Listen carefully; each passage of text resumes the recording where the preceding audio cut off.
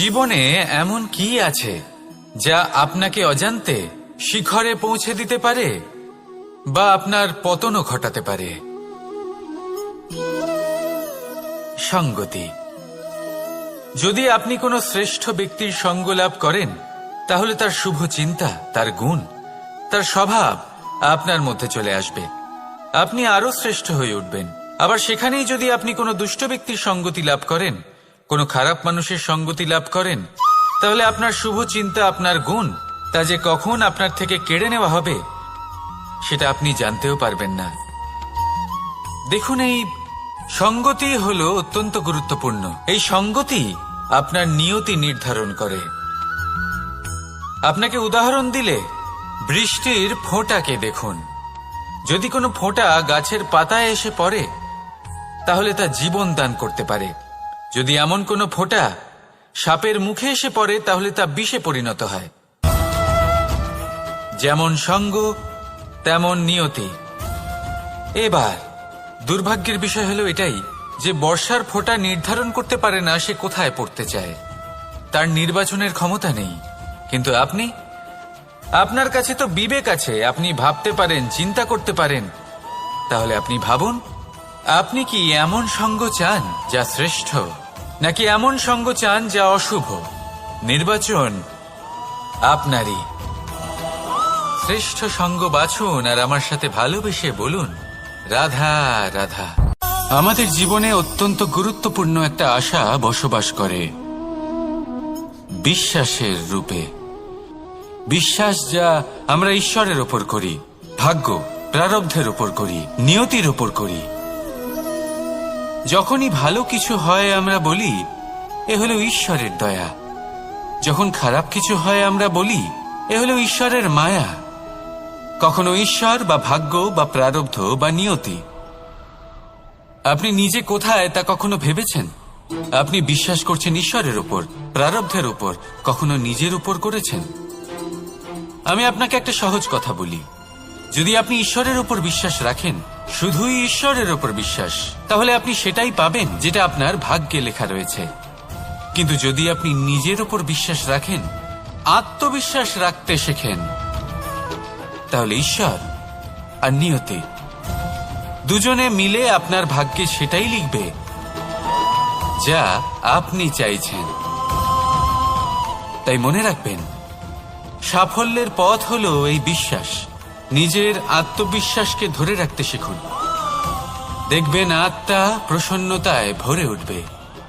তাহলে আসুন এই প্রসন্ন ভাব নিয়ে বলুন, রাধা রাধা।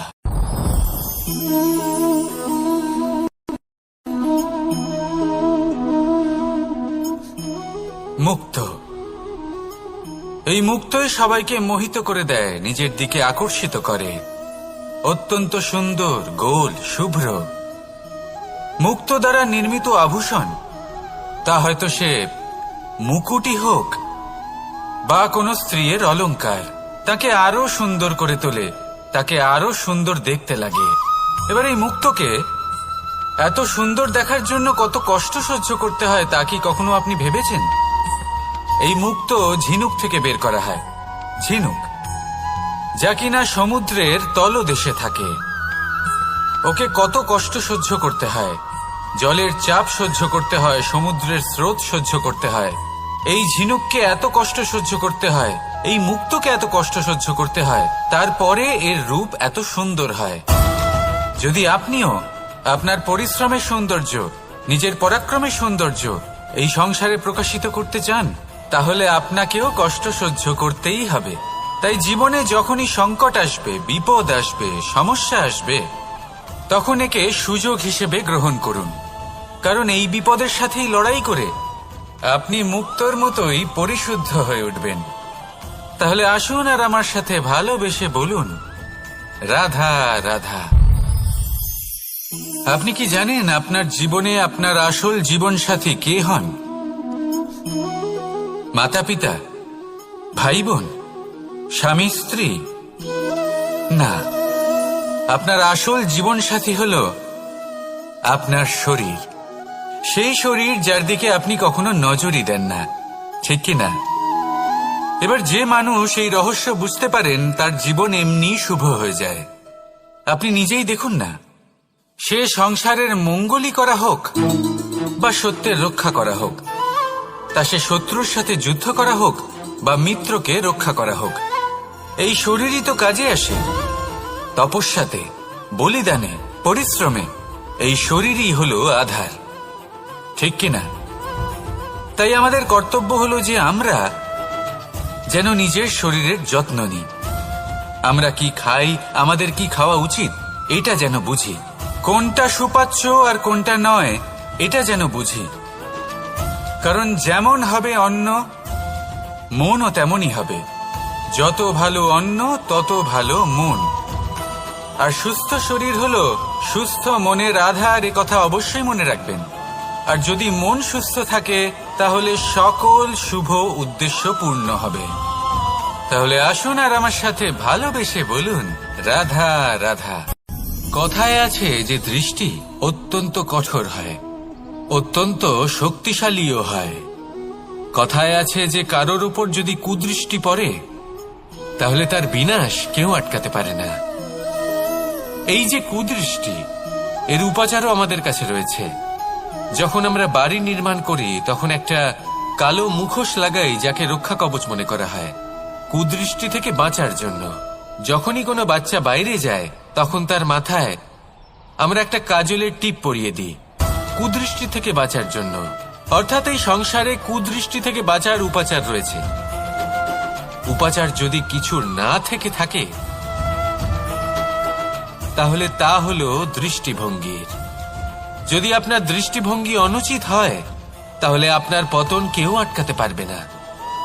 না পারবে কালো মুখোশ, না কালো টিপ, না স্বয়ং ঈশ্বর। সেই জন্য নিজের দৃষ্টিভঙ্গি শুভ করে তুলুন, সবকিছু শুভই হবে। আসুন আমার সাথে ভালোবেসে বলুন, রাধা রাধা। কথায় আছে যে জীবনের আধার হলো সম্পর্ক, প্রসন্নতারও এবং ঈশ্বরের সাথে দেখা পাওয়ারও। এবার এই সম্পর্কের আধার আসলে কি? সেবা? না। বোঝাপড়া? না। অপেক্ষা? না। এই সম্পর্কের আধার হলো বিশ্বাস। যদি বিশ্বাস ভেঙে যায় তাহলে জেনে রাখবেন যে সম্পর্করূপী এই ভবন, এর ভিতই ভেঙে গেল। আর যদি ভিত ভেঙে যায় তাহলে সেখানে অন্য কোনো ভবন নির্মাণ সম্ভব নয়, সম্ভবই নয়। এই সমস্ত সম্পর্কের বিশ্ব বিশ্বাসে বসবাস করে। এই বিশ্বাস হলো অত্যন্ত গুরুত্বপূর্ণ। এই বিশ্বাসের জোরেই আমি আর রাধা কোনো সাংসারিক বন্ধনে আবদ্ধ না হয়েও এক অত্যন্ত দৈব অলৌকিক বন্ধনে আবদ্ধ। এ হলো বিশ্বাস, যার দ্বারা 11 অক্ষৌহিনী সেনার সামনে অর্জুন দাঁড়িয়েছিল এবং জয়ী হয়েছিল। এই বিশ্বাস হলো অত্যন্ত গুরুত্বপূর্ণ। তাই বিশ্বাস করতে শিখুন, বিশ্বাস দিতে শিখুন, বিশ্বাস পালন করতে শিখুন। আর আমার সাথে ভালোবেসে বলুন, রাধা রাধা। এই সংসার অত্যন্ত বিচিত্র এক স্থান। এ সত্য খুঁজতে থাকে, আর সত্য খুঁজে পেলেই তা প্রমাণ করতে চায়। সে চায় তার প্রমাণ পেতে, সাক্ষী পেতে চায়। সেক্ষেত্রে আমাকে বলুন যে সত্য কি করতে পারে?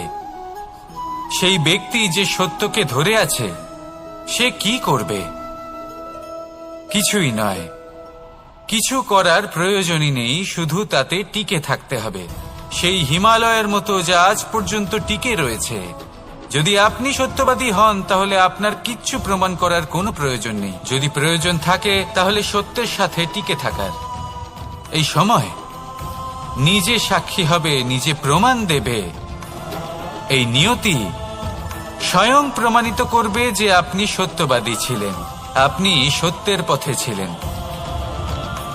তাহলে আসুন আর আমার সাথে ভালোবেসে বলুন, রাধা রাধা। ঈশ্বর আমাদের হাত প্রদান করেছেন, হাত যা জড়ো করা হয় প্রণাম করার জন্য, ঊর্ধ্বগামী হয় প্রার্থনার জন্য। এই হাত যার দ্বারা আমরা খাবার খাই, ফসল উৎপাদন করি। কিন্তু এই হাতের দ্বারা সবথেকে শ্রেষ্ঠ কাজ কি হতে পারে? সেবা। আগে হ্যাঁ, সেই হাত যা সামনে এগিয়ে আসে সেবা করার জন্য, যে সেবা করে তাদের যারা দুঃখে থাকেন, নিরাশ হয়ে থাকেন, যারা সেবা করেন তাদের যারা কিনা দরিদ্র, সেই হাত হলো সব থেকে অধিক মহান। ঈশ্বরকে দীনবন্ধু বলা হয়ে থাকে, কারণ যারা দুঃখী হন, নিরাশ হন, দরিদ্র হন, ঈশ্বর তাদের সাহায্য করেন, তাদের সহায়ক হন, তাদের মধ্যে ঈশ্বর বাস করেন। তাই আপনারা যদি এটাই করেন, যারা দুঃখে আছেন, নিরাশ হয়ে আছেন, যাদের সাহায্যের প্রয়োজন রয়েছে, যদি আপনি তাদের সাহায্য করেন, তাহলে আপনি এমন এক চৈতন্য লাভ করবেন যে আপনি তৃপ্ত হয়ে উঠবেন। তাহলে সবার সেবা করুন আর আমার সাথে ভালোবেসে বলুন, রাধা রাধা। ভয়। জীবনে আমরা কোন কোন বিষয়ে ভয় পাই? কোনো মানুষকে হারানোর ভয়, কোনো মানুষ, কোনো সম্পর্ককে হারানোর ভয়, অর্থহানির ভয়, সময়হানির ভয়। এবার বিষয়টা হলো, এই ভয় কখনো আমাদের কোনো লাভ করে না।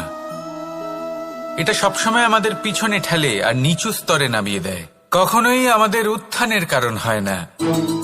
তাই জীবনে যদি কোনো ভয়ের কারণ থাকতেই হয়, তা শুধুই এটা যে মানুষের কথা ভাবতে ভাবতে, সম্পর্কগুলিকে হারানোর ভয়, মানুষকে হারানোর ভয়, সবার মন রাখতে রাখতে আপনি যেন নিজেকে, নিজের ভাবনা চিন্তাকে না হারিয়ে ফেলেন।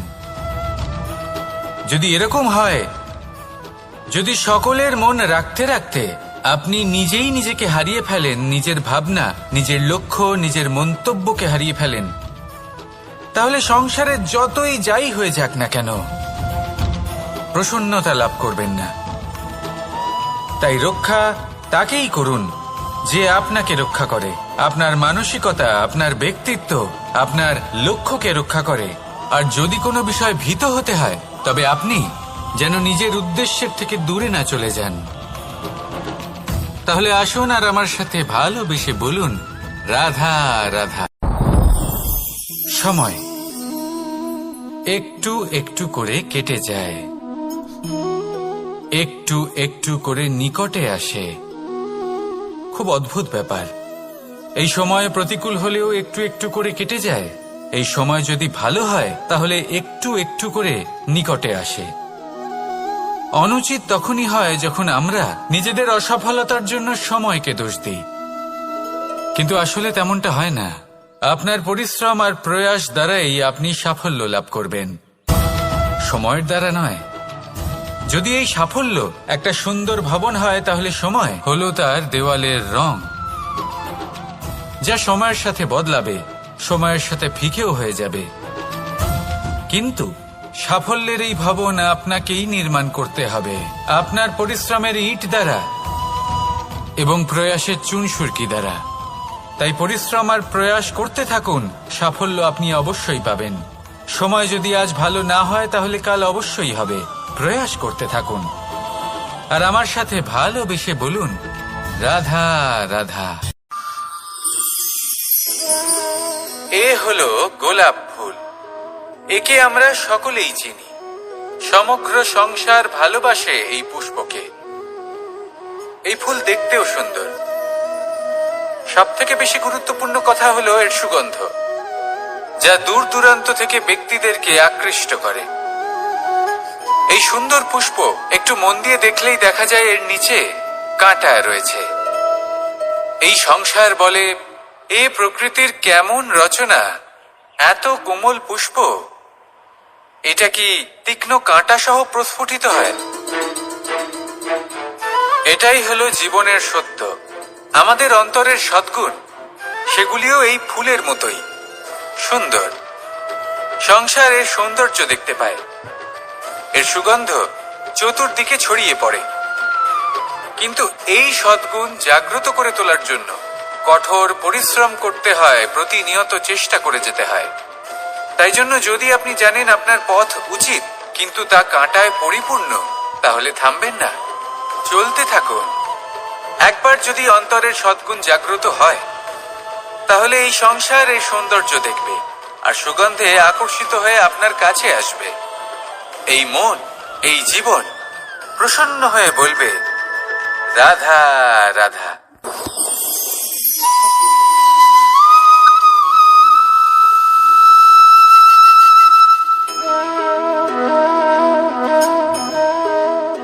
মোহনের বাঁশির এই সুর, এই সঙ্গীত কার না পছন্দ হয়? সবারই খুব ভালো লাগে। এবার এই সুর আসে কোথা থেকে? কেউ বলবেন কৃষ্ণের হৃদয় থেকে। সত্য কথা, এই সুর হৃদয় থেকে নির্গত হয় এবং প্রকট হয় এই বাঁশি থেকে। এই বাঁশিটাকে দেখুন, এই ছিদ্রগুলি দেখুন, প্রত্যেকটা সুর থেকে নিজস্ব একটা স্বর নির্গত হয়। এবার যে ব্যক্তি এই সমস্ত সুর এবং স্বর বুঝতে পারেন, এতে নিপুণ, তিনি এই বাঁশির দ্বারা যে সুর নির্গত করবেন তা তো মধুর অবশ্যই হবে। এবার জীবনের সাথেও কিছুটা এরকমই ঘটে। জীবনের কিছু নীতি থাকে, অর্থ, কুটুম্ব এবং আধ্যাত্মিক। যদি জীবনের প্রত্যেকটা মুহূর্ত সুখময় হয় এরকম আপনি চান, তাহলে এই তিনটি নীতিতে আপনাকে নিপুণ হতে হবে। কোনো একটি বিশেষ নীতির প্রতি যদি আপনি বেশি ঝুঁকে পড়েন, তাহলে বাকি দুই নীতি থেকে যা সুখ লাভ করা সম্ভব তা পারবেন না।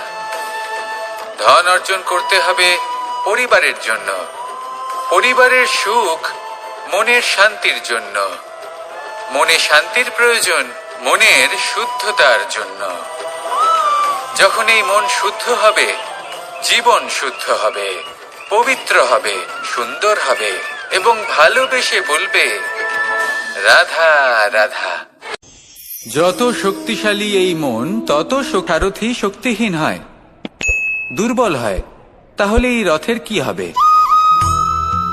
এটা উচিত পথে চলতে পারবে না, উচিত গতিতে চলতে পারবে না, মন মতো স্থানে এটা পৌঁছতেও পারবে না। সেই জন্য মনের শক্তি অত্যন্ত প্রয়োজনীয়। এবার মনের শক্তি আমরা কোথা থেকে লাভ করি? দৃঢ়তার শক্তি থেকে। এবার এই শক্তি আমরা কিভাবে বাড়াতে পারি? আমরা প্রতিদিন কিছু নতুন স্থির করি, কিছু ছোট কিছু বড়।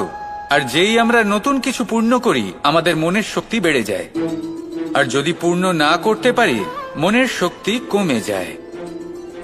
একটা দেওয়ালের মতো ছোট ছোট ছোট ছোট শিলা আমরা একটার পর একটা স্থাপন করে একটা দেওয়াল তৈরি করি। এতগুলো পাথর যখন একত্রিত হয়ে যায়, তখন এমন এক দেওয়াল তৈরি হয় যাকে ভাঙা প্রায় অসম্ভব হয়ে দাঁড়ায়। সেরকমই হয় মন এবং দৃঢ়তা। ছোট ছোট কাজ করে নিজের লক্ষ্য পূর্ণ করুন। এই লক্ষ্য যদি পূর্ণ হয়, তবে মনের শক্তি বাড়বে। কিছুটা এইভাবে যে যত বড়ই বিপদ আসুক না কেন, সেই বিপদ নিজে হার মেনে নেবে, কিন্তু আপনার মন ততটাই শক্তিশালী থাকবে। তাই মনের শক্তি বাড়াতে থাকুন, যাতে আপনি উচিত পথে চলতে পারেন, উচিত গতিতে চলেন আর মনোবাঞ্ছিত স্থানে পৌঁছতে পারেন। তবেই এই মন প্রসন্ন হয়ে বলবে, রাধা রাধা। ওমা, এ কি? আমি কখন থেকে এখানে অপেক্ষা করছি, হাত পেতে দাঁড়িয়ে রয়েছি যাতে একটা ফল আমার হাতে এসে পড়ে এবং সেটা আমি খেতে পারি। কখন থেকে অপেক্ষা করছি, কিন্তু সেটা হচ্ছেই না। এবার আপনি বলবেন যে এসব কি বলছি, এ কি অদ্ভুত কথা বলছি। যদি ফল খেতে হয় তাহলে আমাকে বৃক্ষে চড়তে হবে, ফলের কাছে পৌঁছতে হবে, তবেই তো ফল পাবো। এবারে এটা অত্যন্ত সহজ ব্যাপার, কিন্তু এই বিষয়টা আপনি নিজের জীবনের প্রসঙ্গে ভেবে দেখুন। লক্ষ্য কোথায় আছে আপনি জানেন, সেই লক্ষ্যে পৌঁছানোর পথ কি সেটাও আপনি জানেন, সেই পথে চলার ক্ষমতাও আপনার রয়েছে, কিন্তু তাও আপনি নিজের লক্ষ্য লাভ করতে পারছেন না। কেন? কারণ আপনি অপেক্ষা করছেন যে লক্ষ্য আপনার সামনে চলে আসবে, কিন্তু তা হয় না। লক্ষ্য সে যাই হোক না কেন, ধন হোক, প্রেম হোক, কোনো সম্মান হোক বা মোক্ষ হোক, যদি আপনি তার দিকে অগ্রসর না হন, তাহলে ফল প্রাপ্তি অসম্ভব ব্যাপার, তা কোনোদিনই হবে না। সেই জন্য আপনার চোখের সামনে আপনি যদি নিজের লক্ষ্যকে দেখতে পান, তাহলে উঠুন এবং সেই দিকে অগ্রসর হতে শুরু করুন। নিজের অন্তরের সকল অশুভ গুণ দূর করুন, অলসতা ত্যাগ করুন, অজ্ঞানতা ত্যাগ করে দিন এবং চলতে থাকুন। অবশ্যই মনোবাঞ্ছিত ফল লাভ করতে পারবেন। মনে রাখবেন, চলতে থাকলে তবেই লক্ষ্য প্রাপ্তি হবে। অপেক্ষার দ্বারা শুধুমাত্র মৃত্যু লাভ হবে। আসুন আমার সাথে ভালোবেসে বলুন, রাধা রাধা। প্রত্যেক প্রাণী ভালোভাবে জীবন যাপন করতে চান, এটা তাদের স্বভাবে আছে এবং ভাবাটা অনুচিত নয়। কিন্তু একটা ভালো জীবনের গুরুত্বপূর্ণ অর্থ কি? সেই স্থান যেখানে সহজে জল পাওয়া যায়, যেখানে শুদ্ধ বায়ু পাওয়া যায়, যেখানে আনাজ উৎপন্ন হয়। এটা জীবনযাপনের জন্য পর্যাপ্ত বটে, কিন্তু ভালো জীবন যাপনের জন্য আরো একটা কথা আপনাকে বুঝতে হবে। সাধু, জ্ঞানী, পণ্ডিত ব্যক্তি, এই সকল মহাপুরুষ, এনাদের যে বাসস্থান তা অত্যন্ত বিশেষ হয়। এখানে এক ধরনের বিশেষ ইতিবাচক শক্তি থাকে, এমন একটা স্থান যেখানে দেবতারাও বিচরণ করেন। জীবন আমরা সবাই যাপন করি, কিন্তু জীবনের উদ্দেশ্য শুধুমাত্র জীবন যাপন করা নয়। জীবনের উদ্দেশ্য হল মুক্তি লাভ করা। আর এই সকল সাধু, জ্ঞানী, পণ্ডিত ব্যক্তি, এই সকল মহাপুরুষ আপনাকে মুক্তির পথে নিয়ে যেতে পারেন। কারণ এরা হলেন সেই মহাপুরুষ যারা নিজেদের অন্তরের বিকার, অহংকার, ক্রোধ, বিদ্বেষ এই সকল দোষগুলিকে ত্যাগ করেছেন, এদের উপর বিজয় লাভ করেছেন। এমনই একজন ব্যক্তি আপনাকে মুক্তির পথে নিয়ে যেতে পারে। প্রয়োজন হলো শুধুই এনাদের চিনতে পারা, এদের কথা বুঝতে পারা এবং এদের দেখানো পথে চলা। যদি আপনি এটা করতে পারেন, তাহলে এই মন প্রফুল্ল হয়ে বলবে, রাধা রাধা। কখনো কখনো প্রয়োজনের থেকে বেশি রোদ পেলে এই বৃক্ষগুলি শুকিয়ে যায়, প্রয়োজনের থেকে কম রোদ পেলেও এই বৃক্ষ কিন্তু শুকিয়ে যায়। প্রয়োজনের থেকে কম জল যদি পায়, এই বৃক্ষ শুকিয়ে যেতে পারে। প্রয়োজনের থেকে অতিরিক্ত জল যদি পায়, তখনও এই বৃক্ষের শিকড়গুলি নষ্ট হয়ে যেতে পারে। এবার এটাই কিন্তু আমাদের সংসারের সাথেও হয়। আমাদের সংসারের সকল প্রতিভাশালী ব্যক্তি, যেমন লেখক, বিচারক, প্রবক্তা, যোদ্ধা, এদের সবার ক্ষেত্রে এই কথাটাই প্রযোজ্য। যদি বেশি প্রশংসা করা হয়, তাহলেও এরা হারিয়ে যাবেন। প্রয়োজনের থেকে বেশি যদি নিন্দা করা হয়, তখনও তারা নত হয়ে পড়বেন। তাহলে আপনি এদের রক্ষা করুন এবং নিজেদেরও। মনে রাখবেন একটা কথা, জেনে রাখুন কখন কোন নিন্দায় আপনি লজ্জিত হবেন না, আর কখন কোন প্রশংসার দ্বারা নিজের মধ্যে অহংবোধ জাগ্রত করবেন না। এই মন সুপ্রসন্ন হয়ে বলবে, রাধা রাধা। জীবন অতিবাহিত করা নদীর মতো, প্রত্যেক মুহূর্ত নতুন, তাই সেইভাবেই জীবন যাপন করুন। পুরনো কিছুই একত্রিত করে রাখবেন না, বিগত স্মৃতির মাঝে নিজেকে হারিয়ে ফেলবেন না। এই যে বর্তমান, এই যে মুহূর্ত, সেটাই হলো সর্বশ্রেষ্ঠ। এর মাঝেই জীবন যাপন করুন। নদীর মতো প্রবাহমান হতে শিখুন। আপনি শিখে গেলে তাহলে মনে রাখবেন, আমার আপনার মাঝে বিচরণ করতে বড়ই ভালো লাগবে। যে ব্যক্তি আনন্দের সাথে জীবনের প্রত্যেকটা মুহূর্ত অতিবাহিত করে কোনো চিন্তা ছাড়াই, প্রবাহমান হয়, কখনোই থামে না, যতক্ষণ না মুক্তি লাভ করছেন, এমন ব্যক্তির মধ্যেই রাধাকৃষ্ণ বসবাস করেন। তাহলে আসুন আমার সাথে ভালোবেসে বলুন, রাধা রাধা।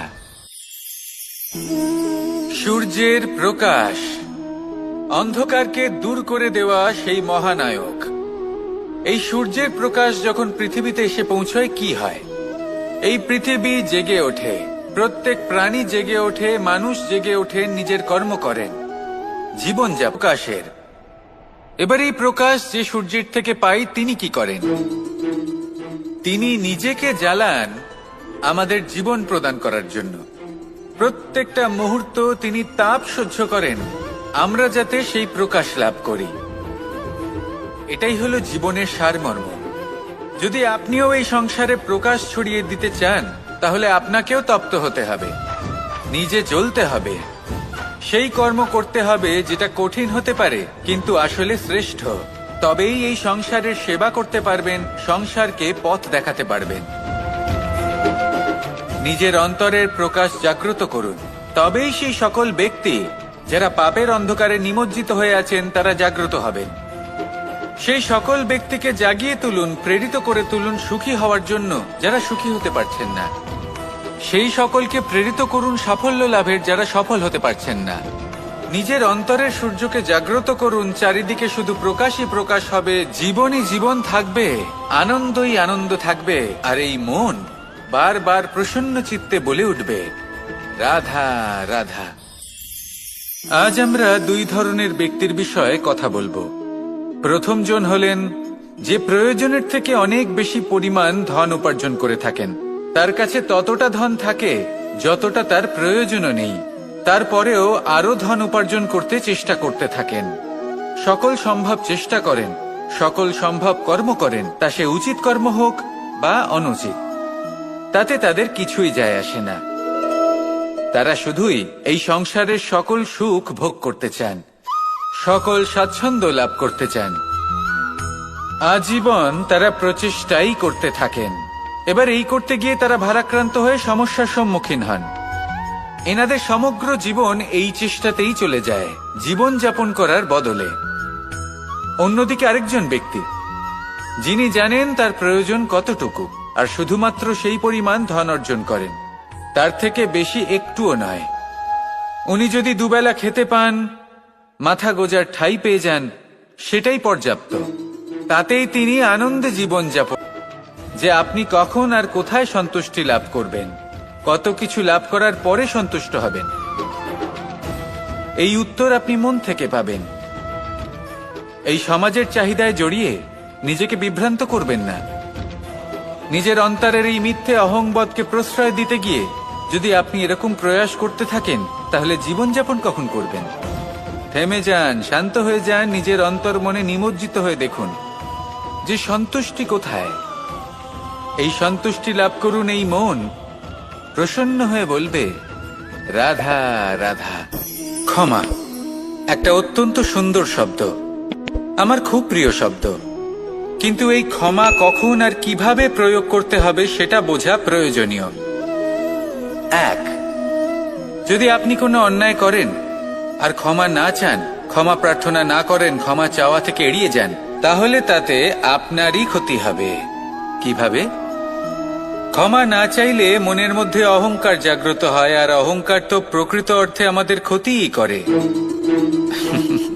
দুই, কেউ যদি অপরাধ করেন, আপনার থেকে ক্ষমা না চান, তাহলে তাকে ক্ষমা করবেন না। ক্ষমা হলো অত্যন্ত অমূল্য, আর না চাইতেই কাউকে ক্ষমা দান করা এটা উচিত নয়। তিন, যদি কেউ আপনার সাথে অনুচিত কিছু করেন, অপরাধ করেন, আর আপনার থেকে ক্ষমা চান, তাহলে তাকে ক্ষমা করে দিন। তাতে আপনার অন্তরের করুণাবোধ জাগ্রত হবে, প্রেম জাগ্রত হবে, আর তা আপনার জন্য শুভ হবে। চার, যদি আপনি নিজে কোনো অপরাধ করেন, তাহলে অবশ্যই ক্ষমা চাইবেন, তাতে আপনারই লাভ হবে। কিভাবে? সামনের ব্যক্তি আপনাকে ক্ষমা করুক বা না করুক, আপনার অন্তরের অহংকার ক্ষীণ হবে, আর এই মন আরো নির্মল হয়ে উঠবে। এই ক্ষমা অত্যন্ত অমূল্য, ভেবেচিন্তে একে ব্যবহার করুন, আর আমার সাথে ভালোবেসে বলুন, রাধা রাধা।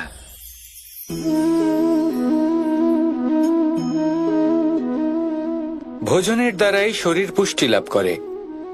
ছোটবেলা থেকে আজ পর্যন্ত যাই আপনার ভোজন হয়ে থাকুক, যাই আপনার আহার হয়ে থাকুক, সেই অনুসারেই আপনার শরীর গঠিত হয়েছে। এই ভোজন অত্যন্ত গুরুত্বপূর্ণ, সেই জন্য এর প্রত্যেক অংশকে বোঝা খুব আবশ্যক। প্রথম অংশ, যে আমরা কি গ্রহণ করছি, এই ভোজন কোন স্থান থেকে আসছে সেটা বুঝুন। দ্বিতীয় অংশ, ভোজন কে বানাচ্ছেন। এই ভোজন সর্বশ্রেষ্ঠ তখনই হয় যখন মাতার হাতে তৈরি করা ভোজন হয়। কিন্তু যদি মাতার তৈরি করা ভোজন আপনি প্রাপ্ত নাও করতে পারেন, তাহলে সেই ব্যক্তির ভোজন তৈরি করা উচিত যিনি সাত্ত্বিক। তৃতীয় অংশ, কোন স্থানে আপনি ভোজন গ্রহণ করছেন। যে স্থানে আপনি ভোজন গ্রহণ করছেন তা সাত্ত্বিক হওয়া উচিত, তাহলে অত্যন্ত গুরুত্বপূর্ণ। এবং চতুর্থ সবথেকে গুরুত্বপূর্ণ অংশ, তা হলো এই ভোজন আপনি যার দ্বারা প্রাপ্ত করেছেন, যেখান থেকে প্রাপ্ত করেছেন, যে স্থানে বসে আপনি ভোজন গ্রহণ করছেন তার প্রতি কৃতজ্ঞতা প্রকাশ করুন এবং ভোজন পূর্ণরূপে সমাপ্ত করুন। তবেই এই ভোজন আপনাকে সুখী জীবন দান করবে, সুস্থ শরীর দেবে, আর এই মন তা সুপ্রসন্ন হয়ে বলবে, রাধা রাধা। সুখ রয়েছে যে আমি ওখানে পেতে পারি না, সবকিছুই পেতে পারি, তাও এখানে বনে একা বসে আছি। কোন সুখ খুঁজে চলেছি? একা থাকার সুখ। আমরা প্রত্যেকদিন অনেক মানুষের সাথে, চিন্তাধারার সাথে, কর্মের সাথে, পরিস্থিতির সাথে, সুখ দুঃখের দ্বারা বেষ্টিত থাকি। জীবনের এই চক্রে আমরা জড়িয়ে পড়তে থাকি। যতই আমরা এই সমস্যার সমাধান করি, আমরা ততই এতে জড়িয়ে পড়ি। আমরা এতটাই জড়িয়ে পড়ি যে যখন আমরা আয়নায় নিজেদের দেখি, তখন আমরা নিজেদের চিনতেই পারি না। এমন মনে হয় যেন আমরা নিজেদের হারিয়ে ফেলেছি। সেই জন্য প্রত্যেক দিন আপনি কিছু সময় নিজের সাথে কাটান একান্তে। এটা অত্যন্ত আবশ্যক। নিজের অস্তিত্বের গভীরে গিয়ে দেখতে শিখুন, নিজেকে বুঝুন। অদ্ভুত শান্তির অনুভূতি হবে। যেমন এই বায়ু, এই বৃক্ষ, এই পুষ্প, এই নিসর্গ, এদের মতো আপনিও কখনো একলা হতে শিখুন। কখনো নিসর্গের একটা অংশ হয়ে দেখুন। এই মন প্রসন্ন হয়ে বলবে, না, অবশ্যই সহ্য করতে হবে। এটাই হলো প্রকৃতির নিয়ম। এই নিয়ম কিন্তু আমরা সবাই জানি, কিন্তু আমাদের মধ্যে বেশিরভাগ মানুষ এই বিভ্রান্তি নিয়ে বাঁচি যে এই যে প্রকৃতির নিয়ম, তা আমার ওপর প্রযোজ্য নয়। তা কিন্তু নয়। আমাদের চতুর্দিকে এই যে নিসর্গ রয়েছে, আমরা তার কতটা ক্ষতি করি সেটা একবার ভেবে দেখুন। আমরা বনাঞ্চল জ্বালিয়ে দিই, বায়ু দূষিত করি, জল দূষিত করি, প্রাণীদের হত্যা আমরা করি। কেন? এই নিসর্গ আমরা নষ্ট করি, যদিও আমরা জানি যে আমরাও হলাম এই নিসর্গেরই অংশ। এবার দেখুন, শরীরের কোনো অংশে যদি আগুন ধরান, আস্তে আস্তে সমস্ত শরীরও জ্বলে যাবে।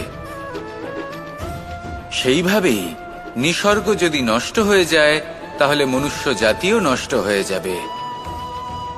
তাই এই যে নিসর্গ আপনি দেখছেন, এই পুষ্প, এই বৃক্ষ, বায়ু, জল, এদের সকলকে রক্ষা করুন, নষ্ট নয়। মনে রাখবেন, যদি নিসর্গ থাকে মানুষ থাকবে, যদি নিসর্গ থাকে তাহলেই জীবন থাকবে। আসুন আমার সাথে ভালোবেসে বলুন, রাধা রাধা। এ হলো গোলাপ ফুল। কেমন রচনা! এত কোমল পুষ্প, এটা কি তীক্ষ্ণ কাঁটা সহ প্রস্ফুটিত হয়? এটাই হলো জীবনের সত্য।